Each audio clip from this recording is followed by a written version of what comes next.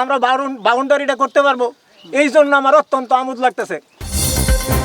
ময়মনসিংহের মুক্তাগাছা উপজেলার দোল্লা ইউনিয়নের নাটাকুড়ি গ্রামে 18 বছর পর মসজিদ ও মাদ্রাসার দখলকৃত 8% জমি অবশেষে উদ্ধার করে মসজিদ কর্তৃপক্ষের কাছে ফিরিয়ে দেওয়া হয়েছে। এতে পুরো এলাকায় আনন্দের বন্যা বইছে এবং স্থানীয়রা উল্লাসে ফেটে পড়েছেন। আমরা একটা মসজিদ করছি, মসজিদের বাউন্ডারিটাও দিতে পারতেছি না, যার ফলে ওই মসজিদে মুরগি আয়া পায়খানা করে। তো আমার এই ধরনের আশা এত ভালো লাগতেছে যে এর থেকে যদি ন্যায্য মূল্যটা নিয়ে যেতে পারি, আমরা বাউন্ডারিটা করতে পারবো, এই জন্য আমার অত্যন্ত আমোদ লাগতেছে। শুক্রবার দোল্লা ইউনিয়নের 8 ও 9 নং ওয়ার্ডের নাটাকুড়ি গ্রামে এই ঘটনা ঘটে। জানা গিয়েছে, স্থানীয় আওয়ামী লীগ নেতা হযরত আলী ক্ষমতার প্রভাব খাটিয়ে মসজিদ ও মাদ্রাসার 8% জমি অবৈধভাবে দখল করে নেন।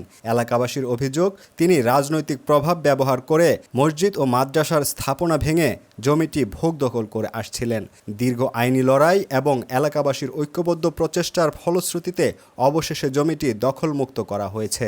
আনুষ্ঠানিকভাবে জমিটি মসজিদ কমিটির কাছে হস্তান্তর করা হয়। এ সময় উপস্থিত ছিলেন মোহাম্মদ নুরুল ইসলাম, মোহাম্মদ চান মিয়া, খুরশেদ আলী নায়েব, শফিকুল ইসলাম, নওশাদ আলী, সোহরাব আলী, খোকা মিয়া, আলমাস আলী, আব্দুর রহিম, রফিকুল ইসলাম সহ নাটাকুড়ি গ্রামের গণ্যমান্য ব্যক্তিবর্গ এবং স্থানীয় শতাধিক এলাকাবাসী। গ্রামবাসীরা তাদের অনুভূতি ব্যক্ত করে বলেন, আমরা 18 বছর ধরে এই জমি উদ্ধারের লড়াই চালিয়ে গেছি, অবশেষে জমি ফিরে পেয়েছি। এলাকাবাসীর সম্মিলিত প্রচেষ্টায় অবশেষে মসজিদের জমি উদ্ধার হলো।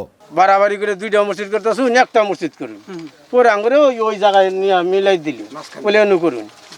অনু করাতে ওই হরজত আলীরা অনু গেল, যাওয়ার পরে এই জমিনটা কিন্তু আঙ্গুরে বিক্রি করে দেয় না। সে ওই আমলিকে বড় নেতা, তার অনেক শক্তি।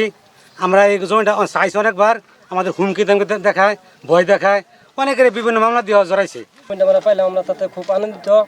আমার মসজিদের কাজটা করতে পারবো, এই মসজিদের কাজটা করতে পারবো। এই জমিটা অনাথক পড়ে আছে নৌকা।